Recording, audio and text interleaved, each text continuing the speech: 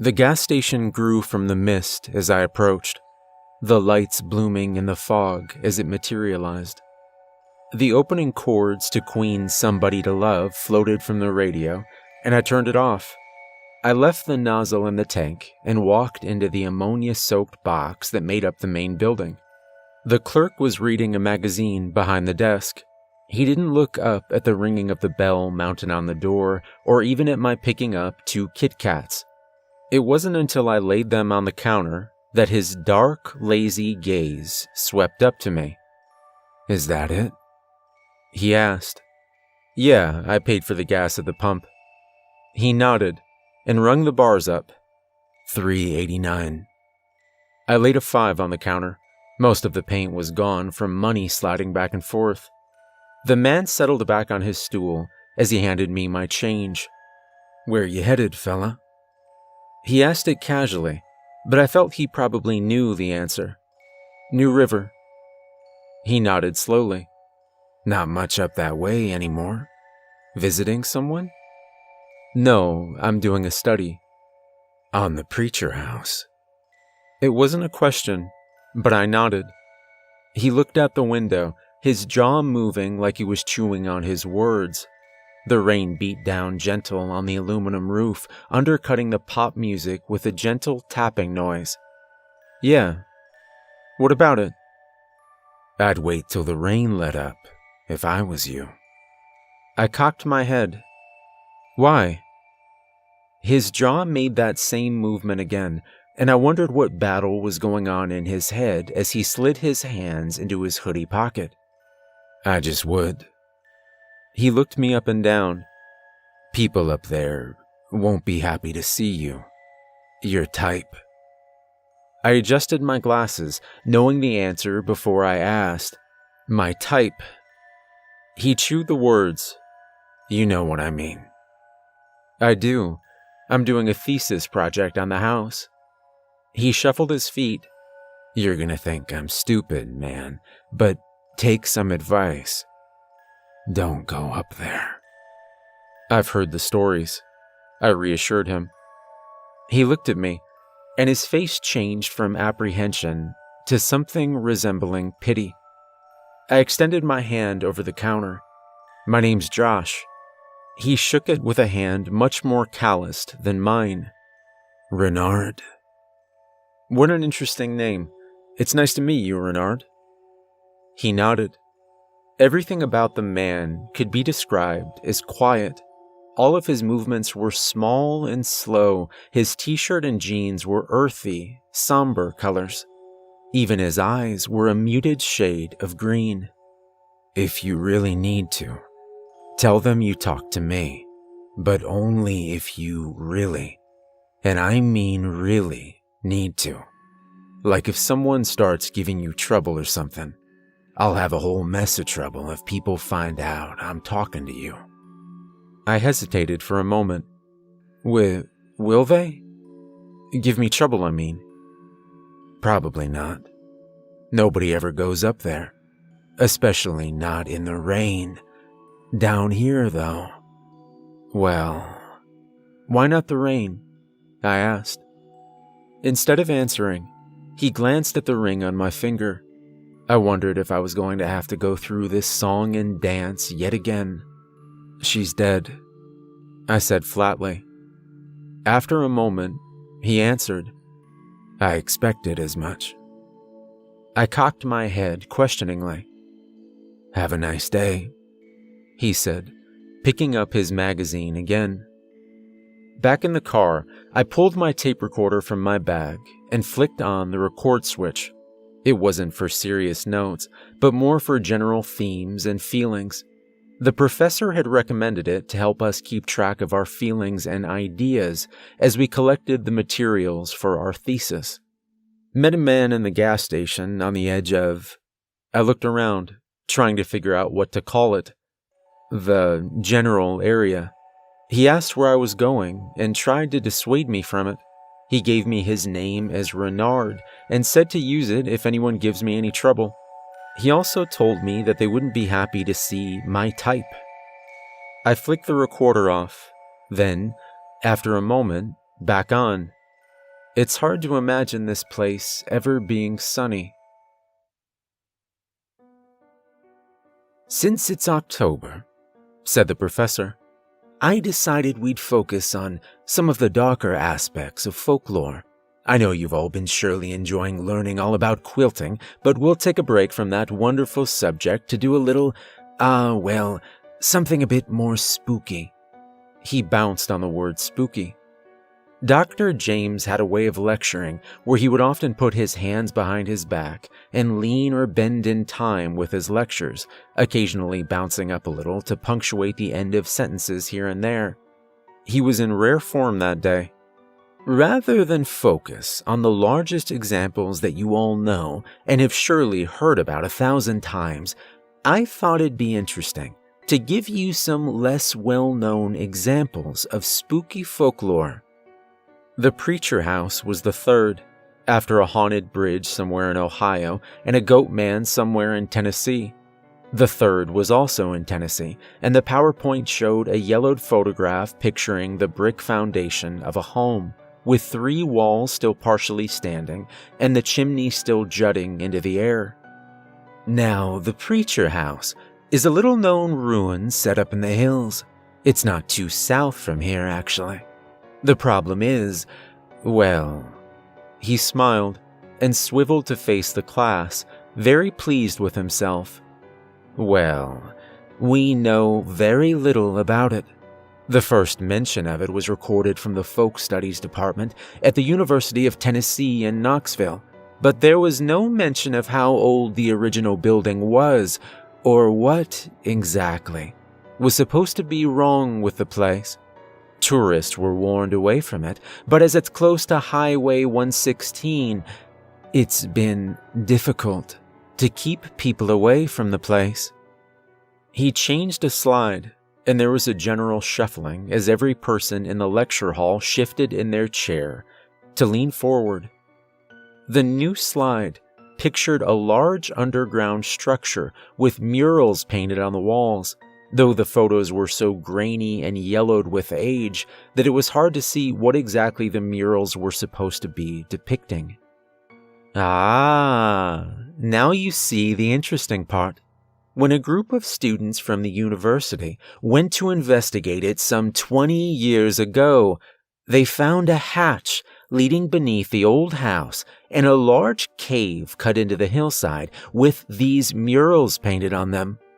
They had planned to do more testing, but, and this was when I myself was still in middle school, mind you, supposedly they were contacted by the Tennessee Bureau of Investigation and told that it was some type of crime scene that needed to be investigated and that they needed to stop. All of that, naturally, has combined together to leave us with a very spooky, he bounced on the word again, mystery surrounding these old ruins that, at least according to locals, no one is supposed to ever go near. Cedar Creek didn't materialize out of the mist like the gas station, but instead spread out below when I crested a hill like rooftops afloat in a sea of lazy mist. The Preacher House was on the other side of town, and as I drove through the wet, quiet streets, I looked at the decaying town.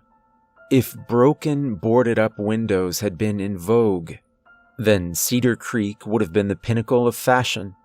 But as it were, a quiet, proud desperation slunk between the buildings and crossed the cracked streets, somehow more tangible even than the mist or the rain. I stopped at a red light beside a diner that probably had dirt in the grout that was older than me, and tried to ignore all the pale, sunken faces in the windows watching my car. I still felt their eyes boring into me, long after I had left the town again and ascended once more into the hills. The Preacher House sat alone in a meadow, half a mile down a dirt road, backed sharply by a steep rise up to the mountains. Thin, wispy grass had grown waist-high around the fragments of wall, with only a single tree in what might be considered the house's yard. Wind sent ripples through the grass, always moving from the edges inward toward the house. Everything was a little grayer than the pictures, but I hardly noticed that at first, since my eye was drawn to something so out of place that it might have been comical if it didn't give off such a threatening feeling. In front of the house, some 10 feet from the closest fragment of wall, someone had sat an old stand payphone, the kind painted blue on the sides. I walked toward it slowly, with that familiar feeling of wondering if I might be the butt of someone's strange joke. Still, no camera crews jumped out of the bushes or anything as I reached it, and I picked up the phone, only to hear silence. Of course, I had expected silence, but I felt a strange sense of disappointment at it. I hung it back up on the receiver then, as an experiment, pushed the thing slightly. The thing was so top-heavy that, with only that slight push, it toppled over into the grass with a wet, metallic clanging noise. I looked around, still waiting for some kind of punchline, but all that came was a cold gust of wind.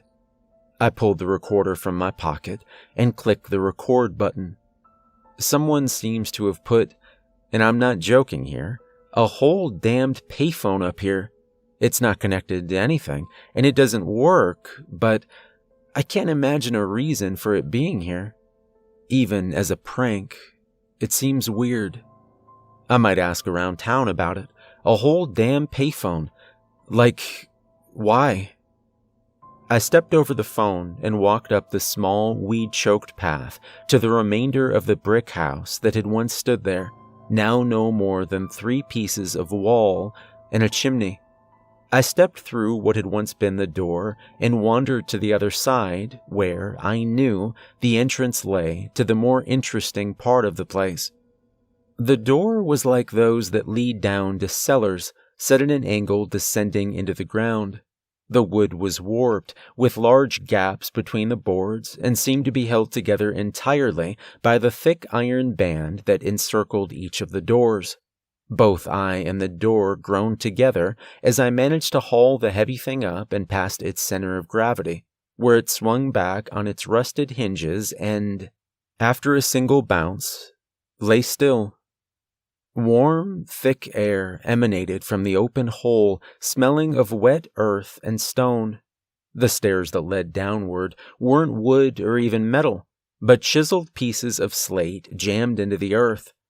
I pulled the small flashlight from my pocket and shined it down into the yawning tunnel, but there was only darkness, and nothing more. As I descended, the damp of the rain gave way and the air became softer and drier. Then, without any kind of forewarning, the stairs ended, leaving me standing at the exit to the tunnel's bottom, staring into a darkness that seemed thicker somehow, and almost alive. I turned the flashlight up and into what people referred to as the bunker, but the light just stretched off into more darkness, and I had to tread some ways before the beam reached the far wall. I experienced, then, one of those feelings that happens when, even though you're expecting something, it still manages to surprise you. It's rather like seeing the Grand Canyon. We've all seen pictures of it, and yet, seeing it in person still leaves you a bit breathless. The mural painted there was beautiful. That must be stated first. It wasn't some crude drawing, but a product of a hand that must have spent many, many years perfecting its craft. The painting showed a woodland scene, with a stream running through the center, with squirrels and foliage ridiculously detailed for their size, for the scene covered the whole 10-foot-high wall, leaving the squirrels in the foreground standing at some 2 or 3 feet tall. As my eyes adjusted, though, I saw the real reason for the preacher house's reputation. The dark, shadowy figures hiding between the trees, devoid of any kind of detail to humanize them. They were simply outlined voids that were vaguely human-shaped, painted gray and black, like someone had blocked them out to paint, but just never got around to finishing them. The ones in the background were maybe 2 feet tall, while the ones closest to the front of the painting would have stood at some 8 feet tall. I stared at one of them for a moment. I knew there were 2 other murals covering the walls to the left and right, and the realization that those murals too were populated with these featureless entities filled me with a sudden dread that left me with the urge to be anywhere, and I mean anywhere, else. I took a deep breath and waited for the feeling to pass before taking a cursory look at the other 2 murals, an island scene on the left and a small farm at the foot of a large forest at the other. When I touched the wall, I found it didn't have the plasticky smooth feeling of acrylics, but still felt like plain rock, as if the rock itself had been dyed to create the murals rather than painted on. I noted my first impressions on the tape recorder. Finally, I added, walking back to the forest mural. One of the most curious effects of the paintings is that, between their detail and size and the sheer darkness down here, it's almost impossible to get a true measure on them. When I look left, I see something to the right I didn't see earlier. And when I look right to pay attention to that new thing, something in the left catches my eye again. It's such a strange trick of the eye. It creates this feeling of things appearing in the painting as you simply take in such a large amount of detail from so close up. The town's library was an old 2-story building sandwiched between and sharing walls with 2 apartments. The plaque outside told me that the building had apparently at one time been home to the town's newspaper, but didn't say much else. The librarian was an ancient-looking woman whose glasses were so thick they could have doubled as binoculars, and wore a perfume that smelled of wilted lavender. The library itself had only front windows, and the only light inside the place was the librarian's desk lamp illuminating some old ledger that she looked up from to glare at me. "Can I help you?" she asked. "Yes. Hi. I'm looking for anything you have on the Preacher House." I didn't know until that moment that an empty library could grow somehow more silent. And yet, it did.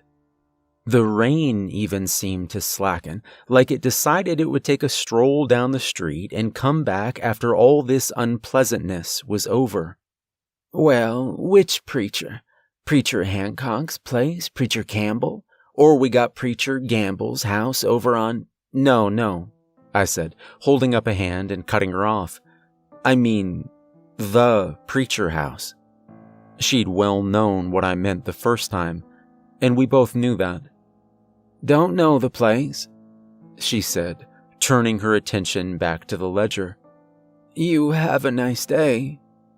"I'm just looking for any records about when it was built or who its owners might have been, or anything like that."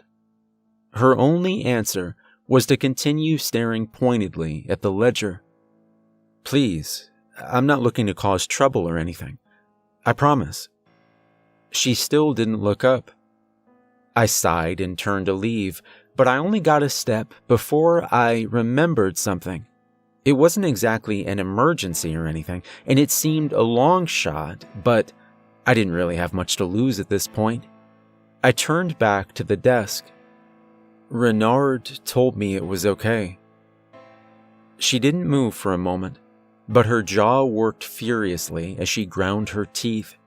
When she did look up, it was an angry acceptance rather than any kind of helpfulness. She pushed back from the table with alarming agility for someone so old, and marched off into the gloom, muttering something that sounded angry.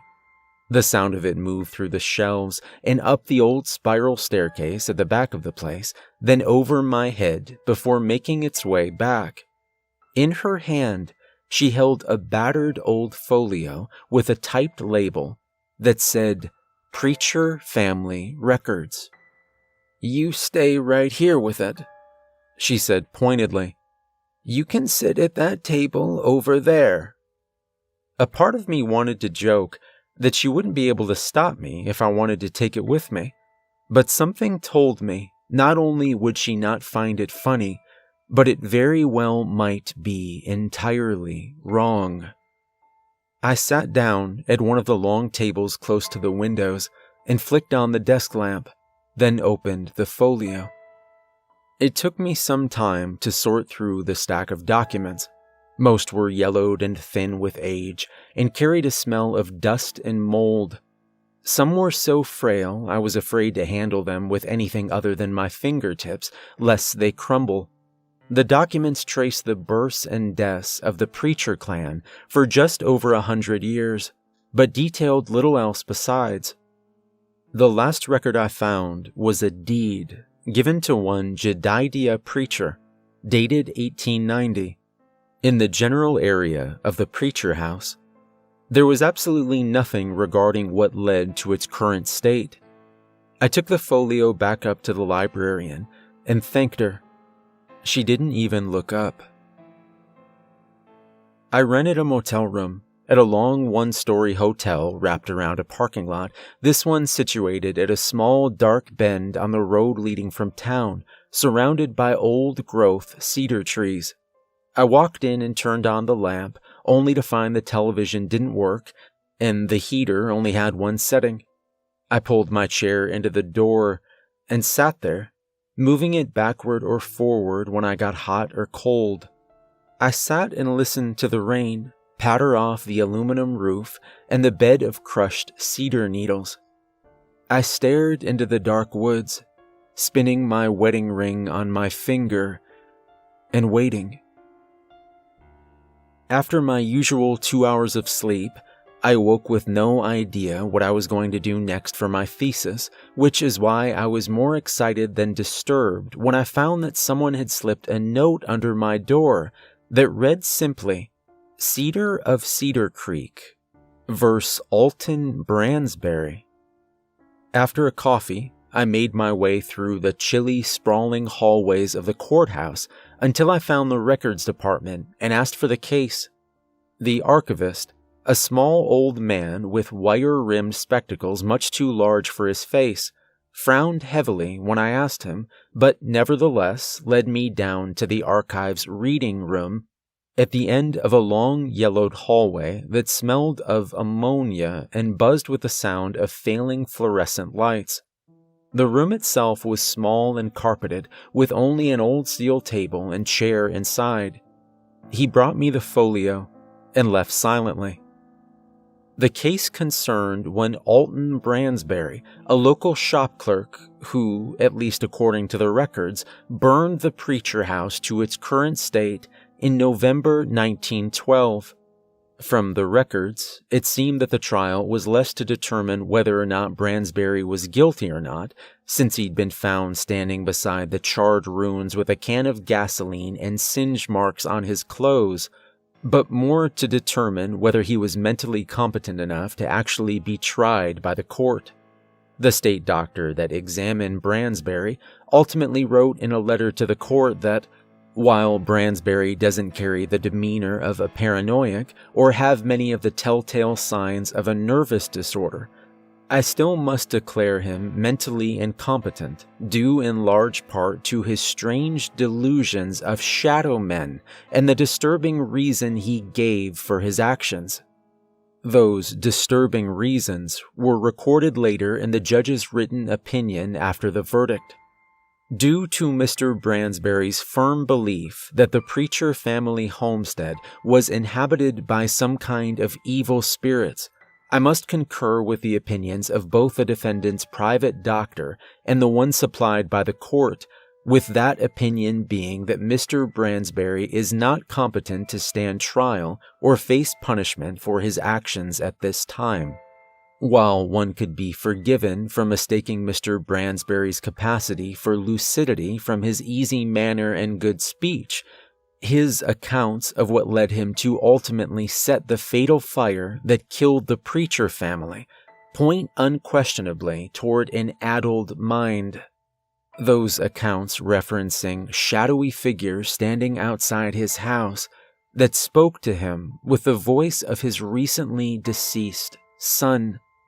When he followed these figures, he ended up at the home of the preachers. This happened, according to him, for some months and led him to his ultimate pronouncement that this place was, in his words, cursed. Whether his condition is a result of the death of his son, some deficiency brought on by age, or a weak constitution, or some other cause, I truly believe that it would be a mistake to condemn a man so clearly divorced from the reality of his actions. There remains but the possibility of a post-cure trial, but I imagine he will remain a ward of the state for the rest of his days. Signed, Honorable Judge John Oppenheimer. While Mr. Bransbury's own statement was also included in the folio, I've elected to not include it here due to its, shall we say, opaque nature.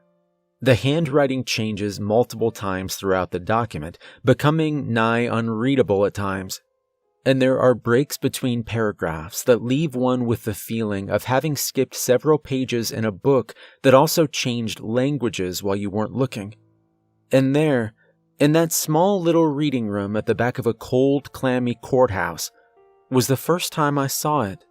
Perhaps it was an itch on the back of my neck, or something just barely caught through the corner of my eye, but I got this sense that something wasn't right. I looked up to see a dark figure standing just through the window set in the door. It didn't disappear, but stood there as I watched. I knew, as I still know, that even though the figure had no features and no eyes to speak of, that it was, nonetheless, watching me. I knew that it could see me just as well as I could see it. And we sat like that, me at the little desk in the little room, it standing in the doorway, watching each other in a silence so thick it might have been water and drowned us both. Strangely, that first time, I wasn't necessarily scared. No, it was more like my body was waiting for me to give it some cue. After some moments, the figure turned slowly and walked back down the long hallway before entering the shadows by the stairs and disappearing from sight. When it was gone, I took a deep breath and flicked on the recorder. Unsure of what to do next, I drove back to the gas station I'd encountered when I first drove in. Though the fog wasn't quite so bad as the day before, the station still seemed to materialize from it the second before I passed the turnoff. Not a soul was there but the clerk, the same one as before, reading a weathered old paperback while Hank Williams played on the speakers. He looked up when I walked in. "Hiya. Doing all right, Renard?" I asked. He shrugged and looked at me flatly. "Better than you, by the looks of it." The frankness of the reply caught me like a slap. "I look that bad, huh?" "You don't look good." I frowned at him. There was something about the clerk that looked intensely, well, maybe not old. Worn might be a better word for it. It was something in the eyes that gave them the impression of lights shining out from a deep cave. I wanted to ask you some questions if that's okay," I asked. "Why me?" "Well, if I'm honest, nobody else here really seems to want anything to do with me." "I told you they wouldn't." "I know, but why? I found out some about the house. I read the court records about that Bransbury guy burning it down. I haven't found anything about the bunker underneath, or even any mention of it so far. I was wondering if you could tell me what the locals say about it." He didn't seem at all surprised by the fact I'd read the court case, and I had suspicion that it was him who had slipped the piece of paper beneath my hotel door. "We don't go up there," he said. "That's what we say about it. We tell other people not to go up there." "But why? Has anything happened to people that go up there? I mean, someone has to go up there. Someone hauled a whole damn payphone up there." Renard sat his book on the counter and smoothed out the cover. He looked up at me, and the expression of sheer hopelessness that covered his face almost caused me to recoil. "What's the point? You're not going to listen. And if you listen, you won't believe it. And if you believe it, you'll think it won't happen to you. Same thing all of you do when you come here." He rubbed his forehead with the tips of his fingers, pressing so hard it left red splotches on the skin. "Just go home. For once. Just..." He sighed. "Just listen." I gave him a moment before I asked again, "What happens to people at the preacher house?" His fingers still pressed into his forehead. His face was entirely covered from view when he answered. "They just don't come back." "So they just vanish?" He nodded. For a bit, there was only the sound of Hank Williams floating above us and the hum of the soda refrigerator. When he finally spoke, it was in a low voice, like he was afraid to let the words out into the world. "When I was little, they told us stories whenever someone died. We were always told to ignore the voices in the woods. They'd gather all the kids up and tell us. Then they'd tell us again. Then they'd make us repeat it to them. Then repeat it again. And it happened every time someone died. The same message. Don't talk to them. Don't do what they say." "What did they say?" I asked him. "Did you ever hear them?" He looked out the gas station's windows towards the thick woods across the road, barely more than a dark splotch through the mist. "I don't hear them. Sometimes they're out there, though." He pointed toward the road. I thought of the black figure I'd seen standing inside the courthouse. "They attract people," he said, his voice growing even quieter, so I had to lean in to make out the words. "I don't know how. People find out about the place, though, always when they're at their worst, and they come looking." He looked down, and I followed his gaze to my wedding ring. He looked back up, and the silent implication was clear. A large truck pulled into the station, belching black smoke from its tailpipe. "You need to leave. People can't think I'm talking to you." "But you told me to tell people I talked to you." "I said only if you really, really needed to. I'd rather not have my tires slashed if I can help it. Thanks. Please go." The panic in his face told me that he was being serious, so I quickly laid $1 on the counter and walked out with a bag of chips and a Coke.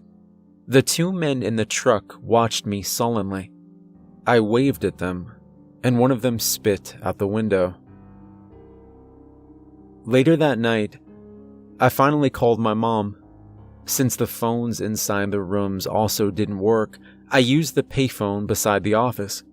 She was glad to hear from me, and if I'm honest, I felt guilty for not calling her sooner. I could almost hear her nose wrinkling through the phone as she went. "What on earth are you doing all the way down there?" "I'm writing my thesis on a house down here. It's a neat little place." Wouldn't put it past them to shoot you. You know how people are. Down there." "Yeah, Mom." "Have you decided what you're going to do with this master's degree now that you're about to have it?" And just like that, the conversation traveled down a path worn smooth by so many comings and goings. I looked out into the rainy parking lot. The single street lamp in the middle barely stretched to the woods all around us, turning everything a slight shade of orange. "Not yet, Mom." She sighed. "I know, Mom." "I'm not going to start. I know better. You'll do what you'll do, and I've already made my feelings about this very clear." I waited for the beat of silence that always followed before she continued. "But I do wish you'd just come home and—" She kept on, but her voice trailed off from me as I continued to look out at the parking lot and started to notice the dark shapes standing at the edges of the light, like outlines of tall people that hadn't been filled in. None of them moved, and I wasn't sure if they'd been standing there the whole time or had simply materialized from the dark mist like the gas station. "Are you even listening to me?" She snapped. "Sorry, Mom. Someone was telling me they needed to use the phone." There was an impatient huff. "There's not even more than one phone at the hotel? What kind of Holiday Inn are you at?" "I gotta go, Mom. He needs to use the phone." "Well, just call me tomorrow if you can. I miss you, and your dad misses you, Josh. Gina's parents ask about you." "I will." I hung up the phone before the conversation could reach the point where she started with the aphorisms. I walked to the edge of the covered awning that ran the length of the little motel and looked at the dark figures standing there. I took my phone from my pocket and slowly waved. They didn't wave back. I walked back to my room. Inside, I took my tape recorder from my pocket and clicked record, but instead of speaking into it, I laid it on the little table beside the bed and did my best to sleep. I spent the next day with that acerbic old woman poring over the library's collections, which consisted almost entirely of old journals, diaries, and handwritten store ledgers. While the ledgers were of little interest, even in a single day I found perhaps a dozen references recorded in various diaries, all following the pattern Renard described: a death followed by the voices. One woman recorded how glad she was that she didn't have kids after her husband's death because his voice outside her bedroom windows was almost too much for her, an adult to bear, and she couldn't imagine a child being able to sit all night through such a thing. Another account from one Mrs. Lanesbury recorded that after the death of her newborn, she and her husband would cover their heads with pillows and blankets each night for weeks to smother the sound of crying coming from the woods. Perhaps the most chilling account I read occurred from a man whose wife and 2 children perished in a fire that consumed his farmhouse. While he stayed with his neighbors, the man and his host would hear the voices of his wife and children not outside the house, but above them in the house's attic. I recorded as many of them as I could in that day under the disapproving glances of that ancient crone until my back and neck hurt from bending over and my fingers cramped from writing. I stayed until she tapped me on the shoulder with a slimy smile perched on her face like a bat. "I'm afraid you'll have to leave," she said, with all the sorrow of a lottery winner. "Don't you know the library closes at 7? I blinked at her. If only there was someone that worked here who could have informed me. The bat that made up her smile ruffled its wings a bit as her eyes fell on my engagement ring.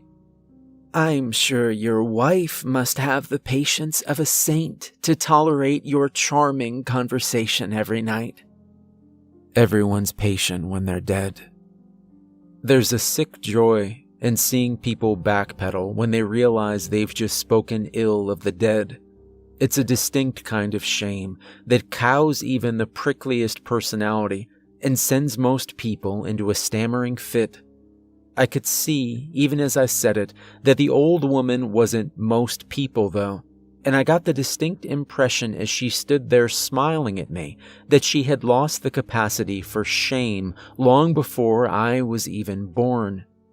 Whether she had lost it amidst the cutthroat business of small-town gossip and intrigue, or it had simply been slowly pressed from her by the weight of the years, I couldn't say.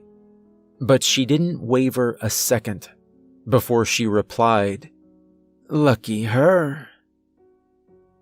For dinner, I stopped at a small rain-soaked diner close to the edge of town with those old-fashioned red stools at the bar. The place smelled of must and old fat and was unbearably warm despite the old windows. It was tinged slightly yellow from years of soaking up nicotine. The cook held an unlit cigar in his mouth that he swiveled from one side to the other like a pendulum.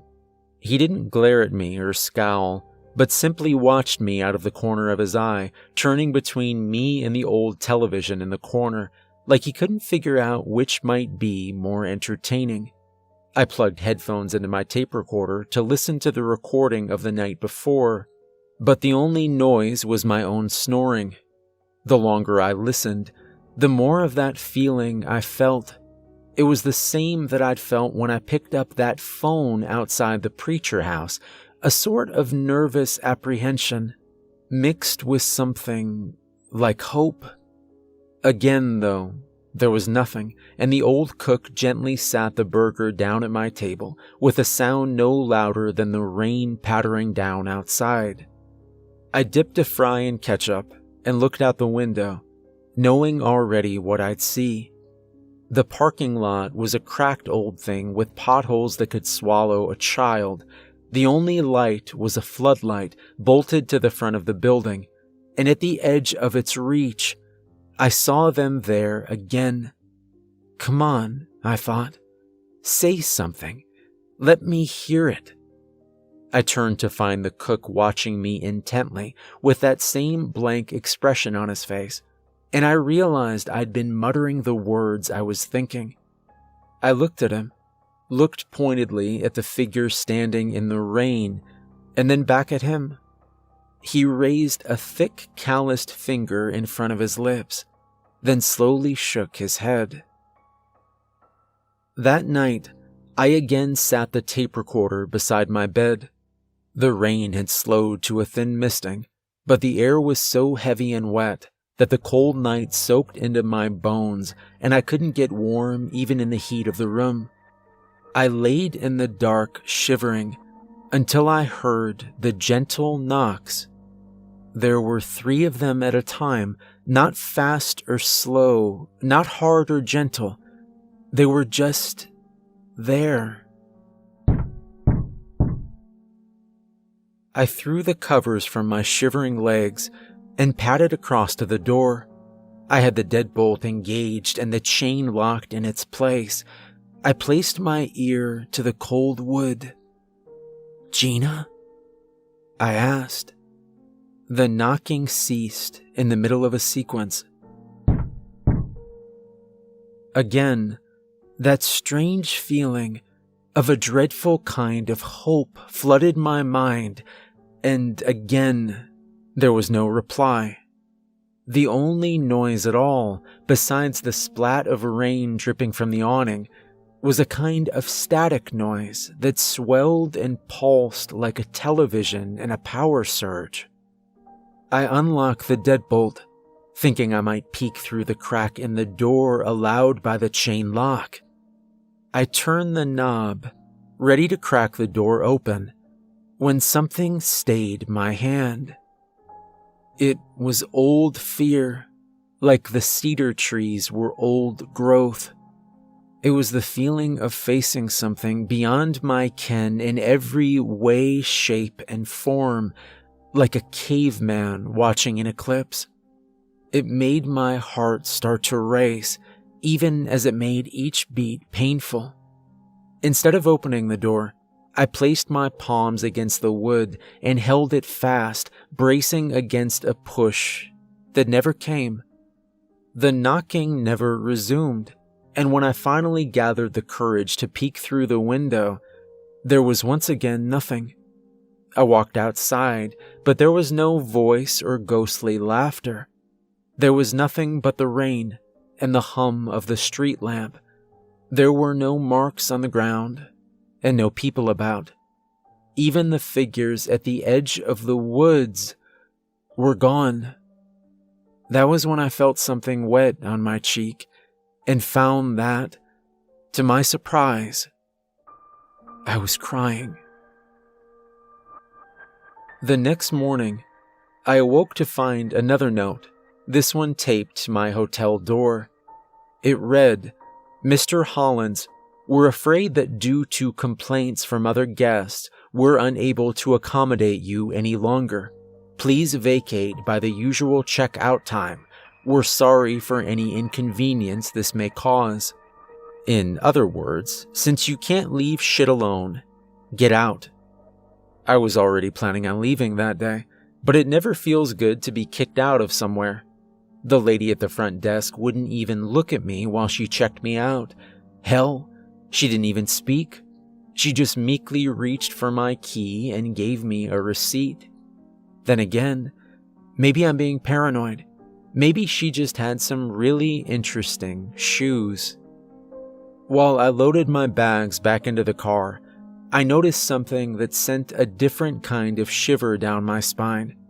I just slammed the trunk and turned around to stretch my back when I noticed that, out of about 11 rooms in the hotel, 6 of them had people in the windows, actual people with actual human features, all watching me. They didn't look particularly angry or scared, but they had a back the way you came look. It wasn't exactly angry, but it's the look you get when you get lost on a country road and have to stop and ask for directions. Where's Interstate 10? Back the way you came. Where can I find a payphone? Back the way you came. I drove away from the old hotel. The clouds were finally beginning to break, and a morning sky was peeking out blue from between them. It was only late morning, but was already warm enough for me to roll the windows down, one of the last warm days of autumn. It amazed me how different the place looked in the sunshine.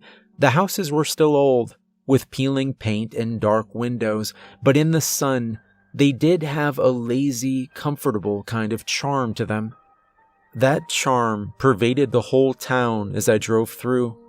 Old brick always looks warm in the sunlight, and despite boarded-up windows and the uneven streets, I found myself driving slower to savor the trip through the town.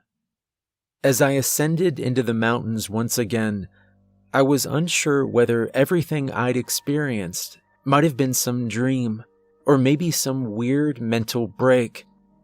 Then again, though, monsters are always easy to laugh at in the sunshine. When I emerged from the little copse of trees that separated the preacher house from the road, I saw that someone, or something, had stood the payphone upright once again. There was still mud coating one side of it where I'd pushed it over. In the birdsong and the crisp rustling of dying leaves, I stood in front of it for a long moment, trying to decide just how much to indulge in a fantasy that I knew deep in my heart wouldn't help me. Then I picked up the phone. "Gina?" Nothing. I hung it back up and walked over to the stairs leading down to the so-called bunker. The door was still resting open on its hinges. The light didn't reach far down the steep stairs, but it reached far enough to just barely illuminate the dark figures standing inside. They watched me, and I watched them, and a silent invitation was exchanged. They knew what I wanted, and I knew what they wanted. They were smart enough to know that for others, the voice was the bait. They were smart enough to know that for me, it was the prize. I didn't take my eyes off them as I pulled the door closed, dropping it into place with the sound of rusted hinges and a loud bang. I walked back to the car, the bird song still filling the quiet little clearing, and sat in my car for a long, long time, just crying. The final drive through town was slow, and I stopped for coffee at a little shop. The girl behind the counter asked if I was okay, and I told her I was. The gas station didn't materialize this time, but rolled up as I crested the hill. I waved out the window as I passed. I don't know if Renard saw. He was probably reading his book. He probably didn't even look up. I like to think he did, and he saw I listened to him. But then again, I've always been prone to flights of fancy.